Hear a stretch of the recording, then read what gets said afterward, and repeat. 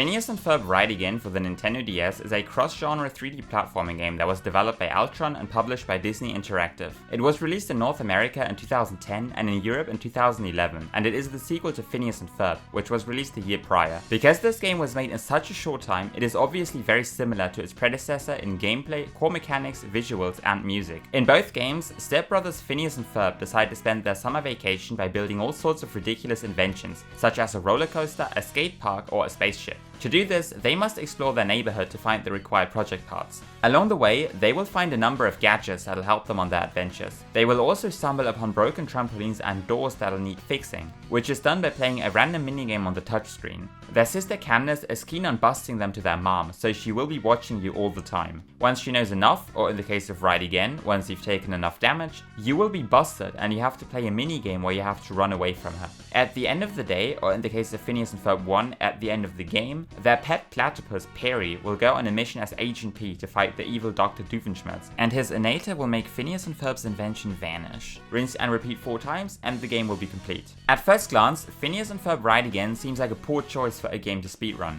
The hefty amount of RNG, boring auto-scrollers, and the horrible lag that is always present, combined with overall pretty boring gameplay and the fact that you will constantly have to watch out that you don't get busted, make Ride Again a pretty painful casual game as long as you're not a hardcore fan of the show or 5 years old. So why would you ever decide to speedrun such a game? Well, under the surface of the throwaway cash grab licensed game hides a surprisingly fun and technical speed game. As it turns out, you can skip most of what makes this game a bad casual experience, and once you learn how to clip through every wall in the game with ease, the game gets opened up to the point where just about anything that you could imagine is possible. It is a game filled with fun glitches and unique mechanics that make it a blast to glitch hunt in, and the speedrun requires an extreme amount of precision to be pulled off. In this series, I will be teaching you how to speedrun the any % category of the game. That is, beat the game as fast as possible with no restrictions. The series will be split into 5 parts. In this first episode, I will be explaining all of the game's mechanics and glitches that are used or used to be used in speedruns. This will teach you everything you need to know to get started with running the game and to fully understand the game's framework so that you're prepared to glitch hunt the game yourself. The upcoming 4 episodes will cover the 4 individual worlds of the game.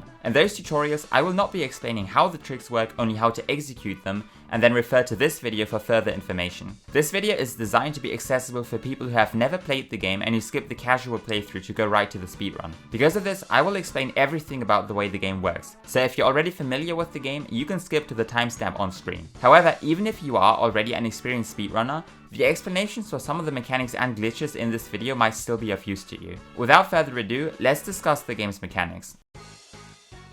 The core gameplay of Phineas and Ferb Ride Again consists of 3D platforming where you control Phineas and Ferb. Upon collecting the drill in World 1, you will unlock the ability to switch characters by hitting the L button. When you switch characters, the other character will spawn right where you are, while the character you were controlling up to that moment will move out of the way. The second character will always be controlled by AI, and he will always try to follow you. If you get separated, he will try to make his way back to you. Note that the 2 brothers have different abilities. For example, Phineas will later unlock the ability to double jump and hover using his jetpack. Ferb will not be able to follow you in sections where using the jetpack is required, and instead he will repeatedly run into a death plane or a wall trying to catch up to you. Unlike the first game, which made hefty use of the touchscreen, Ride Again is much more streamlined and all actions are mapped to buttons. You jump with A and use Ferb's drill with B. Y is the interaction button. It is used to talk to people, initiate a repair or an upgrade, or interact with certain objects such as skateboard ramps. Certain actions are mapped to one specific character. For example, only Ferb can do repairs or move crates using his beam, while only Phineas can use skateboard ramps or the fishing rod. In those cases, if you hit Y to interact with the according object, the game will automatically switch characters for you. The only exception is that when you start to repair or an upgrade, Ferb will take over. However, once the repair is complete, you will be in control of Phineas again. The touchscreen is used for minigames such as repairs, upgrades, and building your inventions. You will need the microphone to distract Candace and to use certain balloons in World 3. The main action is on the touchscreen, while the top screen is only used for the minimap, your progress, and Candace. If you hit start to pause the game, you can see your progress, your gadgets, and you can either go back to the backyard or quit the game. You cannot save the game at any time, but only when you find and talk to Perry, who is located in numerous places around the map. Unlike the first game, you can actually die in Ride Again. Well, you don't die, but there are death planes that you can fall into. If you do, you will lose control over your character and the propeller will activate and take you back to where you last stood before you jumped into the death plane. Upon touching the ground, the propeller will be cancelled and you will regain control over your character. the propeller will always take the shortest path while avoiding all walls. Because there are some extremely high invisible walls in this game, this might sometimes take a while because the propeller will have to first carry you over it to avoid it, as it can't travel through any walls. But what exactly does "where you last stood" mean? Well, ground in Phineas and Ferb Ride Again isn't always ground. The game separates between what we call solid ground and other platforms such as trampolines, balloons or lifeboats. If you platform over any of these objects and then die, you will not be brought back to the last platform you stood on, but rather the last piece of solid ground that you touched. This means that during long platforming sections, you have to be extra careful because in case you die, you have to first endure a very long cutscene of your character traveling through the air before you get to attempt everything over again. It is also possible to softlock the game in the propeller state when the game thinks there is no way you can get back to where you last were. Scattered around each world are red toolboxes that you need to collect to build your project. Collect enough of them and a text box will appear that prompts you to return to the backyard to build your invention. Next, you will have to do a quick minigame on the touchscreen where you will have to clean or fix whatever tools you got from the boxes. The amount of things you need to fix is equivalent to the amount of toolboxes picked up in each world, which starts at 8 in World 1 and will ultimately reach 14 in World 4. Afterwards, you play a minigame where you write your invention. These are usually auto-scrollers and it doesn't matter if you win or lose, you only need to get to the end. Afterwards, a parry level will load where you will need to fight Doof, or in the case of World 2, Mitch. After the final Doof boss fight, the credits will roll. Time is when the success text box appears after landing the final hit on Doof. Now, you might wonder, why don't we simply clip into World 4 right away? Well, to answer your question, Ultimate Gamer 32, you can do that, but there's a problem with it. In the first game, speedrunners do in fact obtain all of the toolboxes from all the worlds before even completing the tutorial, but in Ride Again, toolboxes behave differently. No matter in what world you collect a toolbox, it'll always count towards the world the game thinks you are in. The only way to change the state of the game is by completing the current world's project and parry level. At the start of the game, you are in the World 1 state, and if you were to pick up a toolbox in a different world, it'll still count towards your World 1 progress. This also means that you can easily softlock the game by collecting too many toolboxes, because you can still continue opening toolboxes once you have all of the ones that you need. Once you have opened one toolbox too many, it'll be impossible to beat the game, for there will not be enough left in the game, assuming you could even get to the next day, because you won't even be able to build your current project once you have too many project parts. Also, while it is technically irrelevant in which order you get the toolboxes, the very first toolbox that you get needs to be in World 1. If the first toolbox you open is in a different world, the game will crash. Interestingly, this only happens on console, but not on emulator. Scattered around Danville are broken trampolines, doors, ladders, and other objects that you will need to interact with to progress. Doing a repair requires 10 screws, but you don't really have to worry about that because there are more than enough in the game. And just so you know, screws do not respawn. Once you start the repair, there will be a minigame that you will have to complete using the touchscreen. These games are pretty much self-explanatory and will always range from tapping certain objects to doing specific motions with your stylus. The first time you get a repair that you haven't done so far, there will be a tutorial text box that you can skip by pressing start. During runs, you always want to mash start when starting a repair because of this. What minigame you get is entirely random and some are way faster than others. The further you progress, the more minigames are unlocked. This also means that if the game's state is still the first day and you were to clip into, say, World 4, you will only be able to get World 1 minigames. The fastest minigame is the Gears minigame that is unlocked in World 3. The slowest one is the camera controlled minigame that is only available with DSi enhancements, more on that later, that is unlocked in World 4. It is recommended you quit out of this one if you do get it. The good news, however, is that we have managed to fully eliminate all repairs from any percent, while they are still seen in other categories such as no upgrades. Oftentimes, when you fail a platforming section, the game will punish you by forcing you to do a repair to get back to where you were, so be ready for the repairs if you do have to do one in your speedrun. To assist you along your journey to make the most of every day, you will find a series of gadgets along the way. There are 6 of these gadgets in the game, 3 for each character. Phineas will get the jetpack, the skateboard and the fishing rod, while Ferb gets the drill, the x-ray goggles and the tractor beam. In the order you first obtain them in the game, this is what they do. The drill allows Ferb to destroy certain breakable objects, like clearly marked walls or rocks. The x-ray goggles let you see the position of scrap piles on the minimap. The jetpack lets Phineas execute a double jump. The skateboard lets Phineas use the skateboard ramps that are found in some levels. The tractor beam lets Ferb move certain crates. The fishing rod lets you collect certain scraps. Throughout the game, you will also be able to upgrade each one of them twice. As you advance through the game, you will stumble upon clearly marked points where you can upgrade a specific gadget. Here, you will have to use 10 screws to do another touchscreen controlled minigame, except here you will not do any of the RNG repair minigames, but a 3D block puzzle. The kind of minigame is always the same, only the specific objects and their rotation are random. There is a chance of about 1 in 400 to get a perfect minigame where you will not have to turn any objects. This is what the upgraded gadgets do. The upgraded drill lets you destroy even more objects. The upgraded goggles let you view the location of toolboxes on the minimap and later the yellow custom parts as well. The upgraded jetpack lets you execute a hover after your double jump. The skateboard upgrades let you use ramps that were previously inaccessible. The tractor beam upgrade lets you move crates vertically and not just horizontally. And finally, the hyper beam lets you move massive platforms. The upgraded fishing rod acts as a grappling hook. It is important to note that your first upgrade needs to be the X-ray goggles, because if you try to upgrade any other gadget first, the game will crash. It is possible to beat the game without any upgrades, but not having the hover loses roughly 10 minutes to simply upgrading the jetpack once, which is why in any percent speedruns, we do have to upgrade the X-ray goggles and then the jetpack. All other upgrades can be skipped though, and the tractor beam and the fishing rod aren't even collected in any percent anymore.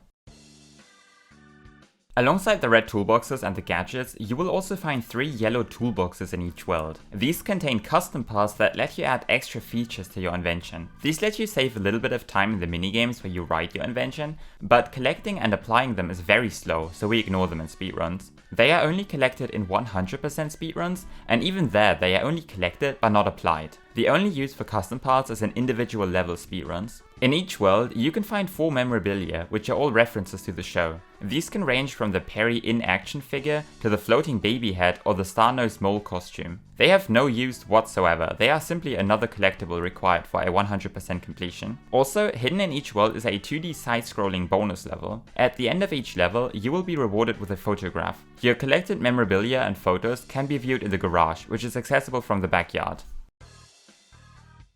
So let's talk about the biggest annoyance in the game. In World 1-1, Phineas and Ferb will climb a ladder which will take them to a rooftop from where they will jump down again. Their sister Candace witnesses this and tries to bust them for doing such dangerous things. A minigame will start which is very similar to Pac-Man. You and Candace are sent to a maze where you will have to run from her while collecting screws. The minigame that you get is based on the world you are in and the amount of toolboxes that you have. Interestingly enough, this is not tied to the game's state, meaning if you were to clip into a later world early, you would actually get a Candace minigame from that world. The game ends once you have collected all screws or once you've gotten busted by Candace. If you get busted, nothing will happen, unlike the first game where you will be sent back to the backyard. However, there will now be a bar on the top screen that depletes every time you take damage. You can take damage by falling from too high up, by falling into a death plane, or by hitting certain objects like spikes, but not everything does the same amount of damage. How full this meter is after a Candace minigame is dependent on how many screws you have collected during it. Get busted immediately and you'll only have to take damage 1 or 2 more times to get busted again.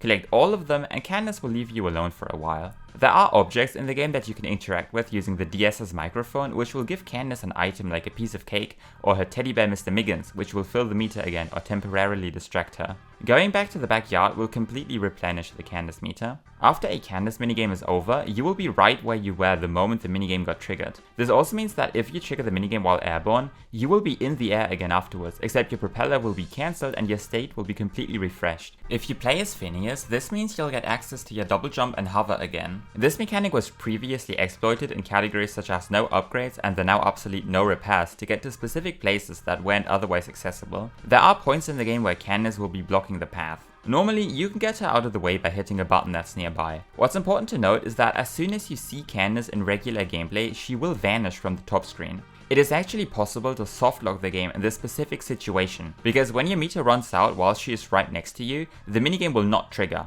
You will be frozen forever, and it's not even possible to hit start to escape back to the backyard. The biggest reason why Candace is an issue is not just that you have to watch out not to take too much damage, and taking damage is essential in this game, but upon the moment Candace is triggered, the game is going to lag extremely hard. The game already lags quite a lot, especially when playing on an original DS or an emulator, but the Candace lag makes the game unbearable. Luckily, we do not have to worry about her since we can skip her trigger. Unlike Phineas and Ferb 1, where you do have to trigger her at some point to progress, she can be entirely ignored and ride again. In runs that made use of the mentioned Candace glitch, we would previously trigger her right at the end of the run to avoid all lag until then. After beating the World 1 Parry minigame, the time machine from It's About Time will appear in the backyard. It lets you replay previous invention minigames, and this is where you'll be able to apply any custom parts if you haven't done so already. From the game's main menu, you can access the cheats menu. If you enter the correct code, you will be able to replay any invention or parry minigame at will, or you can start the game from whatever world you choose. You can find a complete list of all cheat codes on the Write Again page on speedrun.com. Note that if you use cheat codes to load a later world, you will have all progress you're supposed to have until then, including all gadget upgrades. However, Candace will be triggered, so you have to play while the game lags a lot. Because of this, it is recommended to simply clip into later worlds if you want to practice them. It is important to note that both the time machine and the cheat codes will break the game if you don't quit and restart the game after using either of them. If you play a minigame using either and then start a new file, once you finish that minigame you will not progress the game, but instead you will be brought back to the time machine menu. You have now soft-locked the game. Attempting to replay the minigame will always bring you back to this menu. If you want to use cheat codes or the time machine, always remember to hard reset the game after using them. This will fix all issues. Phineas and Ferb Ride Again was developed for the Nintendo DS, but surprise, it doesn't run very well on an original DS or DS Lite. The game will lag horribly, and once you trigger Candace, it gets even worse. However, this game has what's called DSi Enhancements, meaning if you play the game on a Nintendo DSi or any system released since then, including any version of the 3DS or 2DS, the game will run a lot more smoothly. It'll still lag a lot once Candace is triggered though. Another feature of the DSi Enhancements is a repair minigame that is controlled using the console's camera, which is not accessible on DS or DS Lite. There are two differences between the North American and European versions of the game that we know of, and none of these matter for speedrunning. The North American version had D-Gamer functionalities. D-Gamer was some kind of social network service Disney published for their Nintendo DS licensed games. If you boot up the American version of the game, you will see the options Main Game and D-Gamer. In the European release, the D-Gamer option is missing, and you can only select Main Game. The second difference is that while the North American version is English only, in the European version you can choose between 5 different languages: English, German, Dutch, Italian and Spanish. Unlike the first game, there is no French localization. Languages do not matter for speedrunning since we can instantly mash through all text in the game. However, we believe German is a couple of frames slower than English every time a ready message appears on screen. The other languages have not been tested. As you might be able to tell from the DSi enhancements, it is highly recommended you play on a DSi or 3DS. There is no difference between DSi and 3DS regarding load times or lag. However, 3DS has the advantage of having a circle pad. Although the game was made for D-pads and you can only move in 8 directions, using the circle pad is significantly better for certain glitches used in the speedrun. A technique called Noseclips, which is essential for the speedrun, is pretty much impossible using a D-pad. In other words, play the game on 3DS. Regarding emulators, for the longest time the only allowed emulator was Desmume. However, there is one problem with emulators: the lag. If you play this game on Desmume or any other DS emulator, the game will essentially run in slow motion. It is exponentially worse than playing the game on an original DS. It is unplayable. The only exception that we know of is an emulator called Melon DS, which is able to emulate DSi enhancements. The problem with Melon DS is that the game actually runs a lot faster on it than it would on original hardware. Load times are significantly faster, and the game lags even less than it does on 3DS. This makes drill clips, the most commonly used technique to clip out of bounds, significantly easier on emulator. Also, because you can use an actual controller with a control stick, clips get even easier. Because of the differences in loads and lag, Melon DS was banned for the longest time. Recently, however, the community has allowed it to give people who can't play on console a chance to run the game. Because of the major differences, however, we have split the leaderboards. So if you run the game on emulator, please submit your runs to the emulator subcategory. Also, you are required to show your emulator settings before or after the run. This is because you could map certain actions to buttons that would not be possible on normal hardware. For example, you could map a button to a specific diagonal input, which would give you a major advantage over other players. TWiLightMenu is a homebrew software for 3DS that lets you load ROMs of games for Nintendo DS and other retro consoles. It used to be legal for runs, and several former world records were set using it. However, it came to the community's attention in autumn of 2021 that TWiLightMenu has the same advantages that Melon DS has, and it was subsequently banned. But when MelonDS was allowed in 2022, so was TWiLightMenu. If you run the game on TWiLightMenu, please also submit your runs to the Emulator leaderboard, as it would not be fair to compare your runs to runners playing off of the original cartridge. Now that we have talked enough about the game itself, it's time to jump to what you're really here for, the glitches.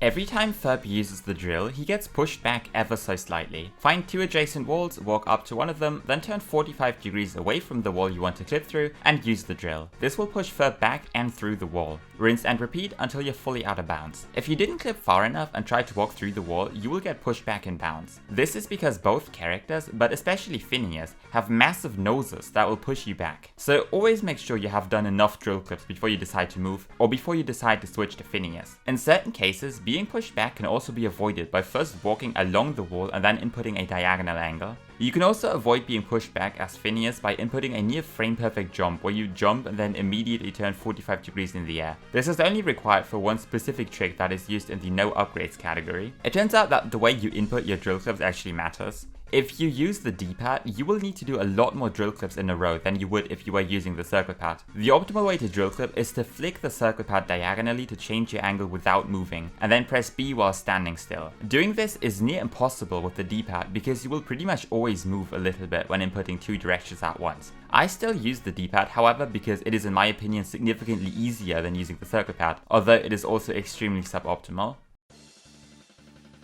Phineas' nose might push you back in bounds when you don't want that to happen, but you can also use his nose to clip out of bounds. To do this, simply set up a drill clip as Ferb, flick the circle pad diagonally, and then switch characters. Switching to Phineas will push you back ever so slightly, a lot less than with the drill clip. Noseclips are pretty much only possible with the circle pad because of the diagonal flick that you have to input. So why would you use noseclips when you can simply drill clip? I'll talk about the specific uses of noseclips once we get there in the tutorial, but generally not clipping nearly as far can be a massive advantage, because a lot of tricks are not possible with drill clips because you would either clip too far or not far enough, and there is nothing in between. But if you have to reach a specific sweet spot, noseclips are the way to go. As I mentioned earlier, the propeller will always take you back to the last piece of solid ground that you stood on before you fell into a death plane. However, this isn't always exactly possible. If you clip through a wall and then jump into a death plane from out of bounds, the propeller cannot take you back to where you just were because it cannot transport you through walls. Instead, the first thing that happens is that you will travel up, because the game will try to carry you over the wall. Afterwards, you will descend again above the spot. However, once you touch the floor, the propeller will be cancelled. This means that if you have a wall that you can clip through, floor above you, and a death plane nearby, you can essentially upwarp to higher locations. Next to drill clips, prop manips are an integral part of the speedrun, as they fully open up your movement options in this game. So remember when I said ground isn't always ground? If the nearest death plane is too far away for you to reach with your jetpack, you might still be in luck, as long as there are any objects nearby that you can jump on that do not count as solid ground. These could be trampolines, rocks, crates, skateboard ramps, or other things. The term ground storage refers to an extended version of a regular prop manip, where you do some platforming over such objects to reach the nearest death plane. Of course, as soon as you touch the ground, you will have to try over. Also keep in mind that the trampoline frames do count as solid ground, you may only land on the actual fabric. When you explore out of bounds in Phineas and Ferb Ride again, you will inevitably find the void. One misstep and you will fall endlessly. Or to be precise, you will not fall endlessly, but only for about half an hour or so, until your position will underflow and you will be brought back to solid ground above you, as long as there is ground above you. But you can also move freely while in the void, meaning you could use this as a way to get to otherwise inaccessible spots. It's only a little bit slow though. If you fall into the void in your speedrun, it's nothing but a major time loss. It is not quite a soft lock though, because you can still hit start to go back to the backyard or quit and load the game. Normally, going back to the backyard would mean several minutes of backtracking depending on where you voided out. If you know a hard trick is coming up where you might void out, you can opt to do a safety save at the nearest parry. In case you void out, simply quit the game and reload your last save. Although keep in mind that if you haven't saved, reloading the game will take you back to the very beginning of the world and you will have to do everything again. While the void might seem like nothing but a hindrance, we can actually use it to our advantage. Your partner character will always follow you. This means you can easily lure him into the void. It is very easy to send Ferb into the void by jumping towards the void and then double jumping and hovering back to solid ground. You can also try to push Phineas into the void by getting to the very edge of the plane and maybe drilling or switching characters, although this is not nearly as consistent to do. Once your brother is in the void, his stored position will be the last spot he stood on before he fell into the void. This means you can now move freely wherever you want, get onto a non-solid ground platform, switch characters and then jump into a death plane. You will now do a prop manip to wherever the computer character last was. Do a void storage, but before you bring your brother back, save the game, quit and reload. He will now still be in the void, except he will not have a stored position. If you now bring him back and kill him, he will instead go to the coordinates 0, 0. Where this is depends on the map you're on, but in most of the cases, it'll be a random spot in the middle of nowhere. Mostly, this is just a way to essentially softlock yourself. Of course, you can always use start to go back to the backyard. However, there are some very niche cases where sending a character to 0, 0 is actually useful, namely an upgrade skip in World 4-2 and a backup for a really difficult trick in World 4-4. Saving the game will save Phineas and Ferb's exact positions on the map. This can have some interesting side effects upon reloading. If your brother was in his propeller animation during the save, he will still be exactly where he was, except he will no longer be using the propeller. In other words, he will spawn somewhere in the air and then fall down. This is useful for what's known as huge gap skip or big platform skip in World 4-4. Get Ferb to fall into the death plane, save as fast as possible, reload the game, he will now be in the air, high above the gap. Next, hover to the left, and if you're fast enough, Ferb will also fall to the left and land on the big platform. This is because the computer character will always follow the player. This will update Ferb's position to be on the huge platform, and you can do a simple prop manip to get onto the platform. As mentioned earlier, you can also use Candace to get the same result, except this time you will cancel your own propeller animation. When you're just one hit away from getting busted, fall into a pit and die. This will trigger the "You're so busted" text box, but the minigame won't actually start until you hit A. So simply wait until you are where you want to be, then start the minigame, exit out of it and land safely. This will completely refresh your state, meaning you will also be able to double jump and hover if you're controlling Phineas. This trick used to make the now obsolete no repairs category possible, since it was the only known way to get to a toolbox in World 3-4 without doing a repair, since void storage doesn't work in this case. There are multiple ways to disable all wall collision. The first one is by using a ladder. If there's a gap between your character and the ladder, but you're close enough to hit Y to use it, you will disable all wall collision upon using the ladder. You can now walk through absolutely every wall and object to your heart's content. However, you will only disable all collision for the character you are controlling upon using the ladder, and switching characters or dying will cancel the glitch. Another way to disable wall collision is by doing a prop manip that lands you on a trampoline. If you have a trampoline that you can stand underneath by doing a Drillclip that is next to a death plane, simply jump into the death plane and you will note that after landing on the trampoline, the propeller will still be attached to your character's head. You now have no collision, and this glitch works exactly the same as the other method. Switch characters or die and you will lose it. In World 3, you will find seesaws with massive boulders on them that let you launch yourself. By doing a glitch, you can get yeeted a little further than you're supposed to. Clip into them and do a jump, and you'll see that there is actually an invisible floor layer inside of them. Now walk to the side where you would normally interact with the seesaw, hold up right when yeeting to the right or up left when yeeting to the left, and hit Y. The position where you start the animation will now be offset, which means the seesaw will send you further right or left than intended. As very recently discovered by Sam Evil, you can fully control your character during a cutscene that is activated by hitting a switch if you pause the game the moment you step on the switch. This is extremely precise and not RTA viable, but it could have some very niche applications to save time in any percent. Also note that this will lock your camera in place. If you want to make Ferb walk in the air and also void out in the process, this is how you do it. Stand on a red balloon and use the drill. Red balloons descend when you stand on them, so simply wait until you hit the death plane. But wait, as soon as you hit the death plane, you don't actually die, instead you will be able to walk in the air. I asked Mim how this works and he sent me an extremely long paragraph, but the gist of it is that when you drill while falling into a death plane, the game will get confused and do actions it's not supposed to do. Normally, when you hit a death plane, the plan of action is to first activate the propeller and then put you back to where you were, but if you have the drill out, the game will first try to remove the drill from Ferb's hands and then the magic happens. You can walk in the air, drill, jump, switch characters while you're falling. Pretty cool, but the coolest part is waiting for half an hour until you underflow to get back to land. There's a number of animation glitches, and here's how to do them. If you want to make Ferb freak out, use the drill while stepping onto a pineapple or the second switch from a pair of switches after activating the first one with Phineas. Ferb will stay in this state until you use the drill. Switching characters does not affect the glitch. A very easy way to make Phineas freak out requires the fishing rod. This trick only works in certain places, but generally you want to stand on the very edge of a fishing rod platform and hit Y to activate the fishing rod at the same time as falling off of the platform. If you time it just right, Phineas will stay in his fishing rod animation during normal walking. Also, he will be extremely hard to control now because there will be an immense input delay on any action. If you use the jetpack, he will do his skateboard animation instead. If you go through a loading zone, things will get especially messed up visually, but the controls will be fixed. Note that this will only work in certain places, but one that is guaranteed to work is the very first fishing rod spot in World 3-1, just left of where you collect it. If you try to interact with an object that requires a gadget that you don't have, like the fishing rod or the skateboard, in the same way as the fishing rod animation glitch, the text box telling you that you need a certain item to continue will stay on screen forever. The only way to remove it is to do a repair or to interact a second time with an object that uses a gadget.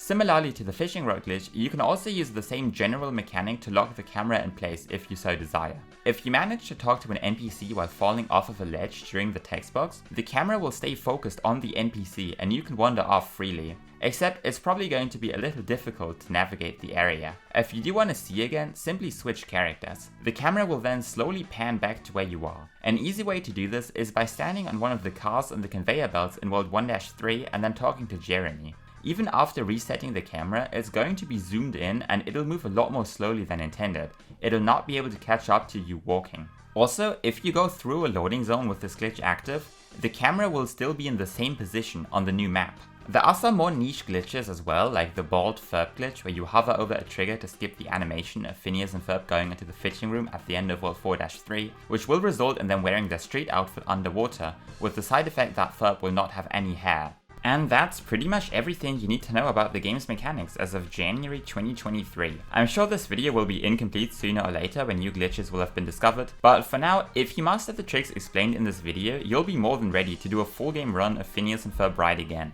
The next video will cover all of World 1, including the skateboard minigame and the side-scrolling H&P level. If you're planning on running the game or if you have any questions regarding the game, make sure to join the Phineas and Ferb speedrunning community Discord. There's a link to it in the description. I've been TyllToons, thanks for watching.